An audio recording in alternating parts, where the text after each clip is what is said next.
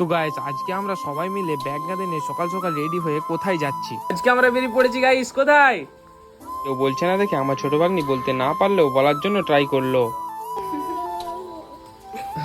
যদি গাইস তোমরা বুঝে থাকো তাহলে আমাকে কমেন্ট করে জানাও, আর যদি না বুঝতে পারো আমি তো আসি বলার জন্য। তো আমরা যাচ্ছি আজকে দেশের বাড়ি। আমার দেশের বাড়ি প্রায় আমাদের বাড়ি থেকে অনেকটাই দূর, তাই এদিকে দেখি সবাই প্রায় গাড়িতে ঘুমিয়েই গেছে। আর এদিকে সবারই ঘুম থেকে আমারও একটু ঘুম পেয়ে গেছিল, তাই আমিও একটু ঘুমিয়েই পড়লাম। ঘুম থেকে ওঠার পরে দেখি গাড়িওয়ালা গাড়ি ছেড়ে দিয়েছে, কারণ আমার ভাগ্নি নিজেই গাড়ি চালাতে শুরু করে দিয়েছে। আমরা যখন ঘুমাচ্ছিলাম ওর হয়তো ভরসা হচ্ছিল না গাড়িওয়ালার উপরে, তাই ও নিজেই গাড়ি চালাতে চলে গিয়েছিল।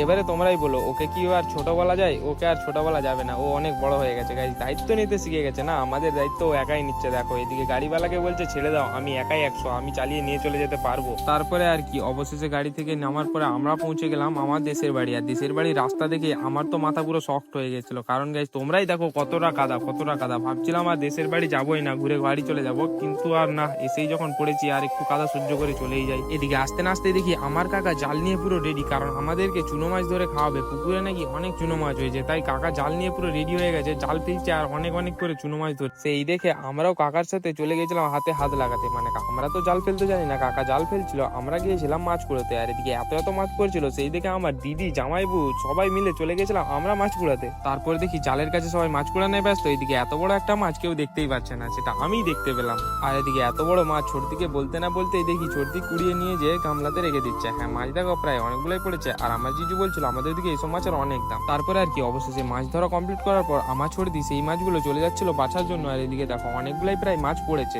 তাই ফাটাফাট ছোটদি চলে গেল মাছ বাচ্ছে। এদিকে মাছ বেছে আনার পর ভাত টাত খেয়ে সন্ধ্যাতে ওরা আবার বেরিয়ে পড়েছিল বাড়ির দিকে। হ্যাঁ ওরা সবাই বাড়ি চলে যাবে, আমি যাবো না, কারণ আমি এখানে তো এখন কিছুদিন থাকবো। তাই সবারই মন খারাপ হওয়া সত্ত্বেও আমাকে টাটা করে ওরা চলে যাচ্ছিল বাড়ির দিকে। ওদের যাওয়ার ইচ্ছা ছিল না, তাও ওদেরকে যেতে হচ্ছিল বাড়ি। তো চলো গাইস, দেখা হচ্ছে তোমাদের সাথে নেক্সট কোনো ব্লগে। ততক্ষণের জন্য ভালো থাকবে, সুস্থ থাকবে, টাটা।